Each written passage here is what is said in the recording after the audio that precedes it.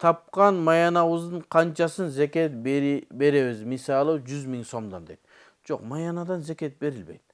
Сиз маянаңызды топтой бересиз, баштайсыз. Мисалы ушул жылдан топтоп баштадыңыз. Рамазандан баштаңыз. Эң жакшы мезгил бул Рамазанда берилген зекет. Зекетти Рамазанда берсе жакшы болот. Себеби Рамазанда бергендин пайдасы кийинки жылы Рамазанда кайра бересиз, ошондо хижри шарияттын ай санагы менен берген болосуз да. Январь, декабрь десеңиз, анда жанагы Григорианский календар менен болот дагы, так болбойт. Ошон үчүн шарияттын айлары менен эсептесеңиз, Рамазанда бердиңиз, кийинки жылы Рамазанда кайра бересиз. Мына ошого чейин топтой бересиз.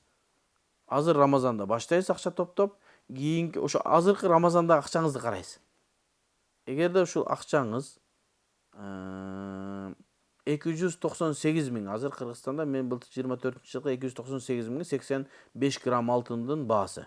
Ошончо бар болсо, жүрө бересиз, топтой бересиз, кийинки жыл Рамазанда кайра акчаңызды эсептейсиз. Ошол турган болсо, зекеттин бересиз 2,5%.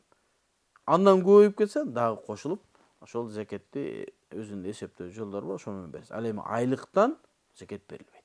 Айлыктан садака берсеңиз болот.